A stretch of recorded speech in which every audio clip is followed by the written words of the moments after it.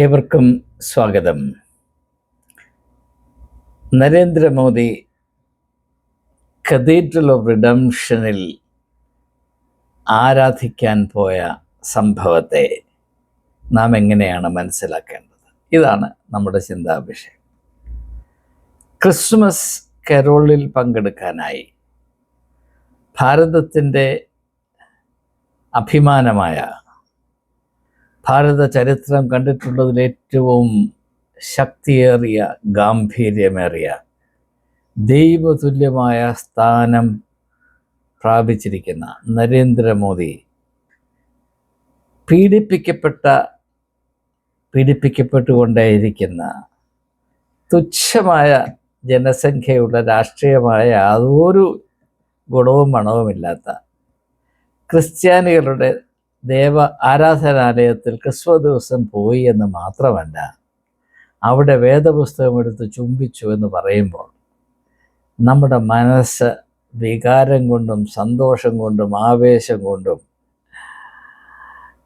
അഗ്നിവൃതം പോലെ പൊട്ടേണ്ടതല്ലയോ? നാം ഇതിനെ എങ്ങനെയാണ് മനസ്സിലാക്കേണ്ടത്? ഇതാണ് നമ്മുടെ അന്വേഷണ വിഷയം. ഈ തരുണത്തിൽ നമുക്ക് ചില ഓർമ്മകൾ ഒന്ന് പുതുക്കുന്നത് പ്രസക്തമാണ്, പ്രയോജനമാണ്. നരേന്ദ്രമോദി അവറുകൾ ഇലക്ഷൻ ജയിച്ച് ആദ്യമായി ഇന്ത്യൻ പാർലമെൻറ്റിൽ പ്രവേശിച്ചപ്പോൾ അദ്ദേഹം കുനിഞ്ഞ് പാർലമെൻറ്റിൻ്റെ പടവുകളെ, the steps of the parliament ചുംബിച്ചതായി നമുക്കറിയാം, നമ്മളെല്ലാവരും കണ്ടതാണ്. അതിനുശേഷം രാഹുൽ ഗാന്ധി ഭാരതത്തിൽ വ്യാപകമായി പ്രചരണം നടത്തി നമ്മുടെ ഭരണഘടന അപകടത്തിലാണ്. ആ പ്രചാരണത്തിന് വലിയ സ്വീകാര്യതയുണ്ടായി. പ്രത്യേകിച്ച് ദളിത് വിഭാഗത്തിൽപ്പെട്ട ആളുകൾ അത് കാര്യമായിട്ട് എടുക്കുകയും അതിൻ്റെ ഇഫക്റ്റ് കഴിഞ്ഞ 2019 പാർലമെൻ്ററി ഇലക്ഷനിൽ വ്യക്തമായി ഉണ്ടാകുകയും ചെയ്തതിന് ശേഷം നമ്മുടെ പ്രധാനമന്ത്രി ചെയ്തത്, പാർലമെൻറ്റിൽ പ്രവേശിച്ചപ്പോൾ ഈ തവണ പാർലമെൻറ്റിൻ്റെ സ്റ്റെപ്പല്ല മുത്തിയത്, പിന്നെയോ അവിടെ വെച്ചിരുന്ന ഭരണഘടന എടുത്ത് എല്ലാവരും കാണുക, ഭയഭക്തിയോടുകൂടെ ചുംബിക്കുന്ന ആ ഒരു ദൃശ്യം നമ്മുടെ മാധ്യമങ്ങളിലുള്ള കാര്യങ്ങളിൽ വളരെ ശ്രദ്ധയുള്ളതും ചുവലബോധമുള്ളതുമായതുകൊണ്ട് നമ്മുടെ എല്ലാവരുടെയും ഭവനത്തിലെത്തിച്ചു. നമ്മുടെ കണ്ണുകൾ കണ്ട് അത് ആസ്വദിച്ചതാണ്. ഇങ്ങനെയുള്ള ചില സംഭവങ്ങൾ. പിന്നെ മറ്റൊരു ദൃശ്യം നാം ഓർത്തിരിക്കേണ്ടത്, വളരെ ഭക്തിയുടെ പാരമ്യതയിൽ നമ്മുടെ പ്രധാനമന്ത്രി കന്യാകുമാരിയിലുള്ള വിവേകാനന്ദ മെമ്മോറിയൽ പാറ, വിവേകാനന്ദ മെമ്മോറിയൽ റോക്ക്, അവിടെ ധ്യാന നിമഗ്നനായി ഇങ്ങനെ ഇരിക്കുന്നതും 6 ക്യാമറകൾ അദ്ദേഹത്തെ വളരെ കേന്ദ്രീകരിച്ച് അതിൻ്റെ ഒരു അംശം പോലും വിട്ടുപോകാതെ എല്ലാം ഒപ്പിയെടുക്കുന്നതും നമ്മുടെ രാജ്യത്തെമ്പാടും അത് എത്തിക്കുന്നതും ഒക്കെ നമ്മൾ കണ്ടതാണ്. പിന്നെ മറ്റൊരു ദൃശ്യമാണ് പുതിയ പാർലമെൻറ്റ് ഡെഡിക്കേറ്റ് ചെയ്തപ്പോൾ ഒരു വലിയ പൂജാരിയായി അദ്ദേഹം പ്രത്യക്ഷപ്പെടുകയും ഒരു ശങ്കരാചാര്യക്ക് ചെയ്യാൻ കഴിയുന്നതിൻ്റെ 100 ഇരട്ടി ഭംഗിയായി അദ്ദേഹം അതിൻ്റെ ഇനോഗ്രൽ കർമ്മങ്ങൾ ആചാര മുറപ്രകാരം നടത്തുകയും, അതേപോലെ തന്നെ അയോധ്യ രാമക്ഷേത്രത്തിൻ്റെ ഉദ്ഘാടനത്തിൽ അദ്ദേഹം ഈ മഹാപുരോഹിത ദൗത്യം നിർവഹിക്കുകയും ചെയ്തു. ഇങ്ങനെയുള്ള കാര്യങ്ങളെല്ലാം തന്നെ എപ്പോഴും മാധ്യമ ശ്രദ്ധയിൽ വലിയ ഇടം പിടിക്കുന്നതാണ്. പിന്നെ അദ്ദേഹം എവിടെ ധ്യാനിക്കാൻ പോയാൽ അദ്ദേഹത്തിൻ്റെ പുറകെ ഒരു 10 ക്യാമറ കാണും. അതിലൊന്നും ഞാൻ നരേന്ദ്രമോദിയെ കുറ്റം പറയുന്നതല്ല, നമ്മുടെ രാജ്യം അങ്ങനെയാണ്. പിന്നെ ഭാഗ്യത്തിന് VVIP എന്ന് പറയുന്ന ആളുകൾ ടോയ്ലറ്റിൽ പോകുമ്പോൾ മാത്രം അപ്പോഴെങ്കിലും ക്യാമറയ്ക്ക് അവധി കിട്ടും എന്ന ഒരു ഔദാര്യമുണ്ടെന്നൊഴിച്ചാൽ ബാക്കിയെല്ലാം ക്യാമറയുടെ കണ്ണിലുണ്ടെങ്കിൽ മാത്രമേ എന്തെങ്കിലും നടക്കുകയുള്ളൂ എന്നൊരവസ്ഥയാണ്. അതൊന്നും അല്ല നമ്മുടെ പ്രശ്നം. അപ്പോൾ ഇതിൽ നിന്ന് നാം എന്താണ് മനസ്സിലാക്കേണ്ടത്? പല വിധത്തിൽ അതിനെ വ്യാഖ്യാനിക്കാൻ സാധിക്കും. നമുക്കതൊന്ന് ഹ്രസ്വമായി ഒന്ന് പരിഗണിക്കാം. ഒന്നാമതായിട്ട്, ഇപ്പോൾ ഈ അടുത്തയിടെ തന്നെ ക്രിസ്മസ് സംബന്ധിച്ച് തന്നെ BJP ഭരിക്കുന്ന സംസ്ഥാനങ്ങളിൽ ക്രിസ്തീയ വിശ്വാസികൾക്കെതിരെ സംഘടിതമായ അക്രമം ഉണ്ടായി. അവരുടെ ആരാധനാലയങ്ങളിൽ കയറി ആക്രമിച്ചു, സ്കൂളുകളിൽ കയറി ആക്രമിച്ചു, ക്രിസ്മസ് കരോൾ പാടാൻ പോകുന്നവരെ ആക്രമിച്ചു. ഇതിൻ്റെ റിപ്പോർട്ട് ലോകത്തിലെല്ലായിടത്തും പരന്നു. പ്രത്യേകിച്ച് പാശ്ചാത്യ രാജ്യങ്ങൾ, അതിലും പ്രത്യേകിച്ച് അമേരിക്കയിൽ വളരെ വളരെ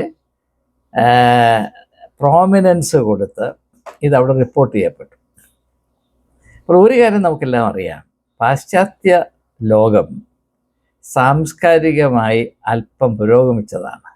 അതുകൊണ്ട് അവിടെയുള്ള ആളുകൾ ഇങ്ങനെ മതപരമായ അല്ലെങ്കിൽ വർഗീയതയുടെ ഭ്രാന്ത് പിടിച്ച ആളുകൾ അങ്ങോട്ടും ഇങ്ങോട്ടും ആക്രമിക്കുകയും ബലഹീനരായ ആളുകളെ ഭീഷണിപ്പെടുത്തുകയും തല്ലുകയും തെള്ളുകയൊക്കെ ചെയ്യുമ്പോൾ അവർ പറയും ഇത് എന്തോ രാജ്യമായത്, ഇവരെവിടെ കിടക്കുന്നു, ഇവരേത് നൂറ്റാണ്ടിലാണ് വസിക്കുന്നത്, ഇവർ ഗുഹയിൽ നിന്ന് വെളിയിലോട്ട് ഇറങ്ങിയിട്ട് എത്ര നാളായി കാണും എന്ന് ന്യായമായും അവർ ചിന്തിക്കും. ഞാൻ എൻ്റെ ഒരു അനുഭവം നിങ്ങളോട് പറയാം. ഞാൻ സെൻറ്റ് സ്റ്റീഫൻസ് കോളേജിൽ പഠിക്കുന്ന കാലത്ത് വളരെ നാളുകൾക്ക് മുൻപ്, ഞാൻ 1973 അവിടെ കോളേജിൽ ഇംഗ്ലീഷ് അധ്യാപകനായി ചേരുന്നത്. ഇത് 1976 77 നടന്ന സംഭവമാണ് ഞാൻ പറയാൻ പോകുന്നത്. അന്ന് എൻ്റെ ഡിപ്പാർട്ട്മെൻറ്റിൽ പോൾ എന്ന് പറയുന്ന ഒരു യുവാവ്, അവൻ കേംബ്രിഡ്ജിൽ നിന്ന് പഠനം പൂർത്തിയാക്കി നേരെ സെൻറ്റ് സ്റ്റീഫൻസ് കോളേജിൽ പഠിക്കാൻ വന്നതാണ്. പോൾ എനിക്ക് വളരെ ഇഷ്ടപ്പെട്ട ഒരു സുഹൃത്തായിരുന്നു. അദ്ദേഹത്തിന് രോഗം വന്നു, കലശലായ പനി വന്നു, മലമ്പനി പോലെയുള്ള പനി. അങ്ങനെ അദ്ദേഹം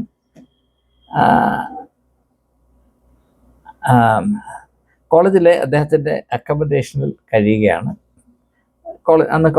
അന്നും ഇന്നും കോളേജിൽ തന്നെ ഒരു കമ്പൗണ്ടറുണ്ട്, ഒരു മെയിൽ നേഴ്സുണ്ട്, കമ്പൗണ്ടറല്ല മെയിൽ നേഴ്സുണ്ട്. അവർ വന്ന് പരിചരിക്കും, പിന്നെ ഡോക്ടേഴ്സിനെ കൊണ്ട് വിളിക്കും. അതാണ് അവിടുത്തെ ക്രമീകരണം. അപ്പോൾ ഇത് അദ്ദേഹത്തിൻ്റെ അമ്മ അറിഞ്ഞു, ഇംഗ്ലണ്ടിലുള്ള അദ്ദേഹത്തിൻ്റെ അമ്മ. എന്നിട്ട് പോൾ വെൽഷിന് ഒരു എഴുത്തെഴുതി. ആ എഴുത്ത് പോൾ എന്നെ കാണിച്ചു. അതിലെഴുതിയിരിക്കുന്നത് എന്താണെന്നറിയാം? ഞാനത് ഇംഗ്ലീഷിലാണ്. ഇങ്ങനെയാണ്: I hope the natives are not dancing naked around your bed. ഇങ്ങനെ രോഗമായി കിടക്കുന്ന പോളിൻ്റെ കട്ടിലിന് ചുറ്റും അവിടുത്തെ ഇന്ത്യക്കാരായ ആളുകൾ നഗ്നരായ നൃത്തം ചെയ്യുകയില്ല എന്ന് ഞാൻ വിചാരിച്ചോട്ടെ എന്നാണ് പുള്ളിയുടെ അമ്മ.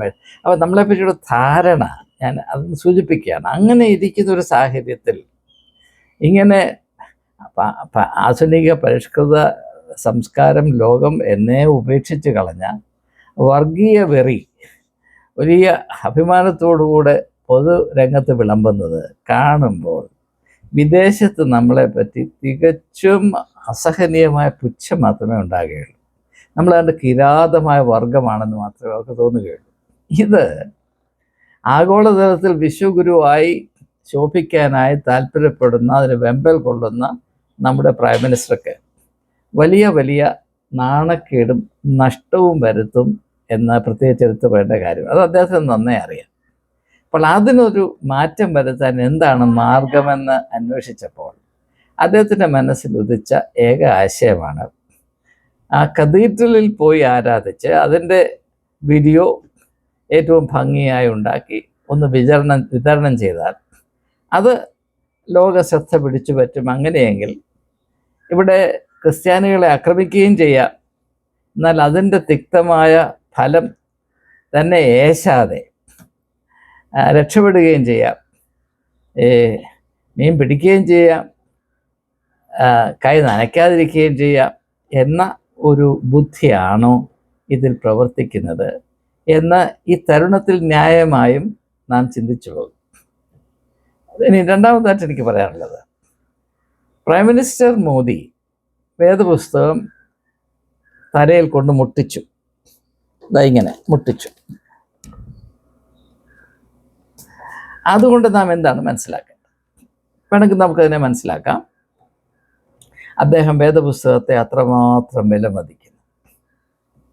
വേദപുസ്തകത്തിലെ ആശയത്തെ തൻ്റെ തലയിലേക്ക് ആവഹിക്കുവാൻ അദ്ദേഹം വെമ്പൽ കൊള്ളുന്നു. പ്രത്യേകിച്ച് യേശുവിൻ്റെ മാർഗം, യേശുവിൻ്റെ ആദർശങ്ങൾ, യേശുവിൻ്റെ മൂല്യങ്ങൾ, യേശുവിൻ്റെ മാതൃക അനുസരിച്ച് ശിഷ്ടമുള്ള നാളുകൾ ജീവിക്കാൻ അദ്ദേഹം താല്പര്യപ്പെടുന്നു. ആ താല്പര്യത്തെ പൊതുജനത്തെ അറിയിക്കുന്നതിനുള്ളൊരു അവസരമായിട്ട് എല്ലാവരും കാണുക. ക്യാമറ അദ്ദേഹത്തിൽ കേന്ദ്രീകരിച്ചിരിക്കുമ്പോൾ ഇങ്ങനെ വേദപുസ്തകം തലയിൽ മുട്ടിക്കുന്നു. അതുകൊണ്ട് ഇനി അങ്ങോട്ടുള്ള ദിവസങ്ങളിൽ ക്രിസ്ത്യാനികൾക്ക് സമാധാനമായിട്ട് ജീവിക്കാം. ക്രിസ്ത്യാനികൾക്ക് മാത്രമല്ല, യേശുവിൻ്റെ ആദർശങ്ങളെ അനുസരിച്ച് ഒരു രാജ്യത്തിൻ്റെ വ്യവസ്ഥിതി പുനഃസംഘടിപ്പിക്കപ്പെട്ടാൽ അതുകൊണ്ട് എല്ലാവർക്കും അത്ഭുതാവഹമായ അനുഗ്രഹം ഉണ്ടാകുന്നതിനെപ്പറ്റി എനിക്ക് യാതൊരു സംശയമില്ല. ഈ തരുണത്തിൽ എൻ്റെ ഒരു അനുഭവം കൂടെ ഞാൻ സൂചിപ്പിക്കട്ടെ. ഞാൻ ഡൽഹിയിൽ ദീർഘനാൾ മിനിസ്ട്രി ടു പാർലമെൻറ്റേറിയൻസ് എന്ന് പറഞ്ഞ പരിപാടി നടത്തിയിരുന്നു. അത് മറ്റൊന്നുമല്ല, നമ്മുടെ മെമ്പേഴ്സ് ഓഫ് പാർലമെൻറ്റിനെ ഒന്ന് സ്വാധീനിക്കുക, വർഗീയമായിട്ടല്ല, മതപരമായിട്ടുമല്ല, ജനങ്ങളുടെ താല്പര്യത്തെ സംരക്ഷിക്കത്തക്കവണ്ണം സാധാരണ ജനങ്ങളുടെ അവസ്ഥയും ആവശ്യങ്ങളെയും ബോധ്യപ്പെടുത്തി അതിനനുസൃതമായ ഒരു ഭരണരീതി ഇവിടെ ഉണ്ടാക്കുവാൻ സാധ്യമാകുമോ, അതിന് ആത്മീയമായ ഒരു പ്രേരണ ലഭിക്കുന്നത് നല്ലതാകും എന്നതുകൊണ്ട് മാത്രമാണ് ഞാൻ 13 വർഷം അതിനുവേണ്ടി നന്നേ അധ്വാനിച്ചത്. അപ്പം അങ്ങനെ നടന്നുകൊണ്ടിരിക്കെ ഒരു വർഷം ക്രിസ്മസിനോടടുത്ത് ഞാനൊരു ക്രിസ്മസ് ഗെറ്റ് ടുഗദർ ഡൽഹിയിൽ സംഘടിപ്പിച്ചു. അതിൽ അനേകം ആളുകൾ വന്നു. എൻ്റെ ഓർമ്മ ശരിയാണെങ്കിൽ കുറഞ്ഞതൊരു 70 മെമ്പേഴ്സ് ഓഫ് പാർലമെൻറ്റും 4-5 ക്യാബിനറ്റ് മന്ത്രിമാരും, എന്നാൽ അതിനേക്കാളൊക്കെ പ്രധാനമായി അന്ന് പ്രസിഡൻ്റായി വിരമിച്ചിരുന്ന ഗ്യാനി സെയിൽ സിംഗും കടന്നു വന്നു. അദ്ദേഹം കുറച്ച് നേരം സാധാരണ ഒരു മനുഷ്യനെ പോലെ അവിടെ ഇരുന്നു.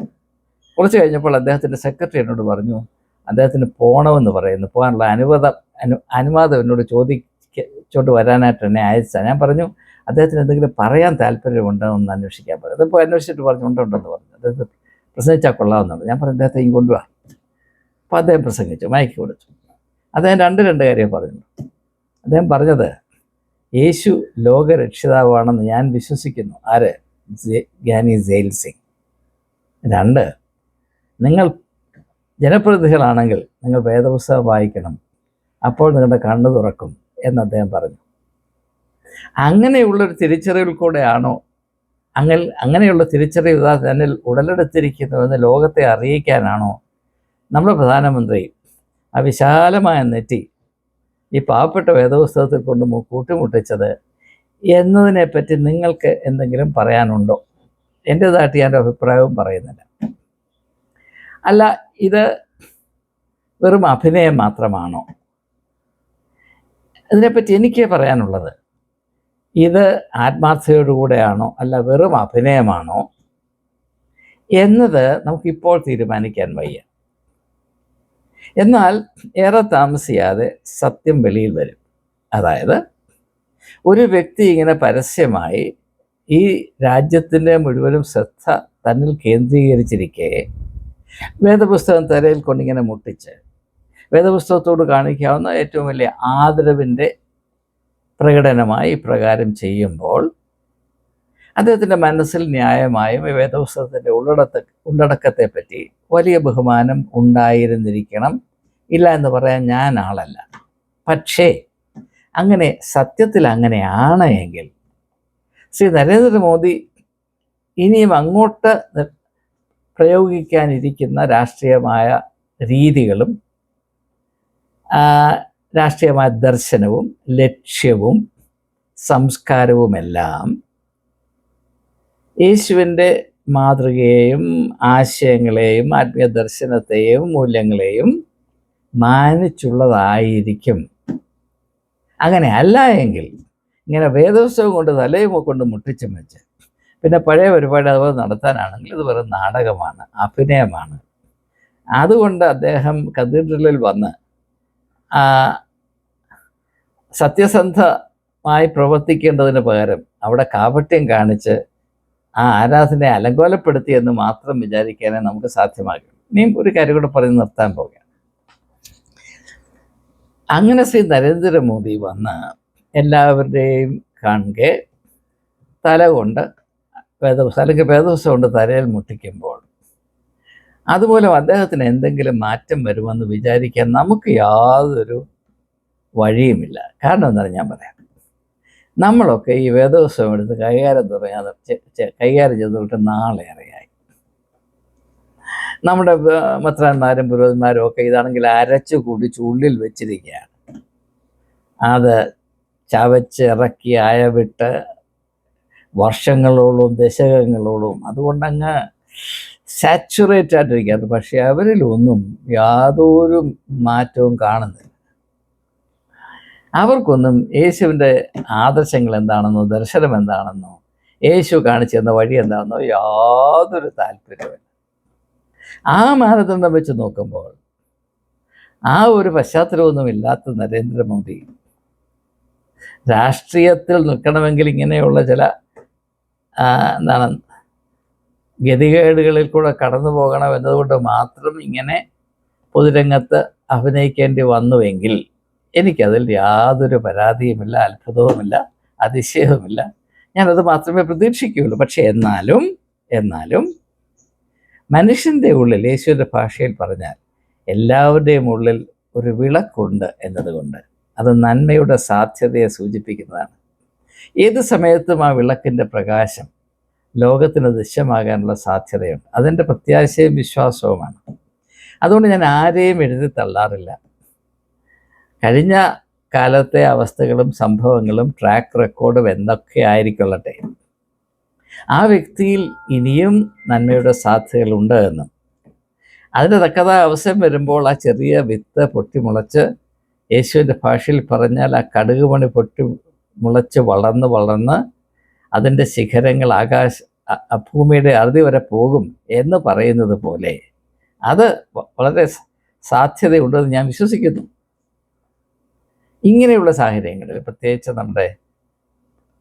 നമുക്കെല്ലാവർക്കും ബഹുമാനം തോന്നുന്ന നമ്മുടെ പ്രധാനമന്ത്രി ഇങ്ങനെ എല്ലാവരും കാണുക ഒരു വളരെ ഗാംഭീര്യമേറിയ ഒരു ക്രിസ്മസ് കരോളിൻ്റെ സർവീസിൻ്റെ സാഹചര്യത്തിൽ വന്ന ഡൽഹിയിലെ CNI cathedral of the assumption, അവിടെ എല്ലാവരും കാണുക ഭയഭക്തിയോടെ തൻ്റെ തല കൊണ്ട് വേദപുസ്തകത്തിൽ മുട്ടിച്ചപ്പോൾ വേദപുസ്തകത്തിൻ്റെ ഏതോ ഒരു വെളിച്ചം അദ്ദേഹത്തിൻ്റെ ഉള്ളിൽ അദ്ദേഹം അറിയാതെ പ്രവർത്തിച്ചുവെന്നും അതുകൊണ്ട് ഇനിയുള്ള കാലഘട്ടങ്ങളിൽ അദ്ദേഹത്തിൽ നിന്ന് വെളിച്ചത്തിൻ്റെ പ്രവൃത്തി മാത്രമേ ഉണ്ടാകുകയുള്ളൂ എന്നും വിശ്വസിക്കാനാണ് എനിക്ക് താല്പര്യം. ഈ തരുണത്തിൽ യോഹന്നാൻ്റെ സുവിശേഷത്തിൽ നിന്ന് 1-2 വാക്കുകൾ കൂടെ ഞാൻ ഓർമ്മിച്ച് എൻ്റെ ഈ ചിന്ത അവസാനിപ്പിക്കട്ടെ. യോഹന്നാൻ പറയുന്നു, സർവ്വലോകത്തെയും ദീപ്തമാക്കാനുള്ള വെളിച്ചം യേശുവിൽ കൂടെ ഈ ലോകത്തിൽ വന്നു. പക്ഷേ മനുഷ്യർ ആ വെളിച്ചത്തെ വെറുത്ത് അന്ധകാരത്തെ ആശ്ലേഷിച്ചു. കാരണം അവരുടെ പ്രവൃത്തി അനീതി നിറഞ്ഞവരായിരുന്നു. The light that was to illumine the whole world was coming into the world, but men preferred darkness to light because their deeds were evil. അങ്ങനെ അക്രമത്തിൻ്റെ രാഷ്ട്രീയം ഒരു തുറുപ്പ് ചീട്ടായി ഉപയോഗിച്ചുകൊണ്ട് ഏതെല്ലാം വിധത്തിൽ വക്രത കാണിച്ച് കസേരയിൽ തുടരാം എന്ന വിധത്തിൽ മാത്രം അതിനുള്ള ഒരു ഉപാധിയായിട്ടാണ് ഒരു നാടകം പോലെ ഇങ്ങനെ കളിച്ചത് എങ്കിൽ അങ്ങനെ ഒരു മനുഷ്യൻ്റെ തല വേദപുസ്തകത്തിൽ വന്ന് മുട്ടിയത് കൊണ്ടോ അല്ലെങ്കിൽ വേദപുസ്തകം അങ്ങോട്ട് മുട്ടിച്ചത് കൊണ്ടോ കാര്യമായിട്ടൊന്നും നടക്കാൻ പോകുന്നില്ല. ശങ്കരൻ പിന്നെയും തെങ്ങേലായിരിക്കും, വാല് പിന്നെയും വളഞ്ഞു തന്നെ ഇരിക്കും എന്ന ഒരവസ്ഥയിൽ ആയിത്തീരുമോ? ഏതായാലും നമുക്ക് അല്പം കാത്തിരുന്ന് കണ്ടറിയാൻ. ഭാഗ്യവശാൽ അധികം നാൾ കാത്തിരിക്കേണ്ട. എന്നാൽ ഒരു കാര്യം കൂടെ പറയാതെ പോകുന്നത് വളരെ പറ്റിയതല്ല എന്നതുകൊണ്ട് ഞാൻ പറയുകയാണ്. മോദി ഇതൊന്നും ചെയ്യണ്ടായിരുന്നു. ഇങ്ങനെ കത്തീഡ്രൽ വരികയോ ഈ വലിയ ഭക്തി പ്രകടനമൊന്നും ആവശ്യമില്ലായിരുന്നു. രാജ്യത്തെമ്പാടും പ്രത്യേകിച്ച് BJP ഭരിക്കുന്ന സംസ്ഥാനങ്ങളിൽ മൃഗീയമായി നിരാലംബരായ പാവപ്പെട്ട ബലഹീനരായ ക്രിസ്ത്യാനികളെ ആക്രമിക്കുമ്പോൾ, പ്രത്യേകിച്ച് ക്രിസ്മസ് ദിവസത്തിൽ, ഏത് ദിവസമാണെങ്കിലും അസഹനീയമാണ്. ഒരു വാക്ക് പറഞ്ഞാൽ മതി, നിങ്ങൾ ചെയ്യരുത്, ഒറ്റ വാക്ക് പറഞ്ഞാൽ നിൽക്കും, പറയില്ല. അത് പറയാതിരിക്കാൻ വേണ്ടിയാണ് വേദപുസ്തകത്തിൽ തലകൊണ്ട് മുട്ടിച്ചത് എങ്കിൽ അത് വേദപുസ്തകത്തെ അപമാനിക്കുന്നതിന് തുല്യമാണ് എന്ന് എനിക്ക് പറയേണ്ടി വരും. അത് ഞാൻ പറയുകയാണ്. എന്നാൽ അങ്ങനെ ആകാതിരിക്കട്ടെ. അദ്ദേഹം വാതുറക്കട്ടെ. നീതിക്ക് വേണ്ടി, സത്യത്തിനു വേണ്ടി വാതുറക്കുവാൻ സർവശക്തനായ ദൈവം ശ്രീ നരേന്ദ്രമോദിയെ സഹായിക്കട്ടെ, ശക്തീകരിക്കട്ടെ. ഒരു കസേരയ്ക്കപ്പുറത്ത് മനുഷ്യരാശിയെ സ്നേഹിപ്പാനുള്ള വിശാലത അദ്ദേഹം പ്രാപിക്കുമെങ്കിൽ അദ്ദേഹം വിശ്വഗുരുവായി തീരും. അല്ലാത്തിടത്തോളം കാലം ലോകം ചിരിച്ച് മണ്ണ് കപ്പും. ജയ് ഹിന്ദ്.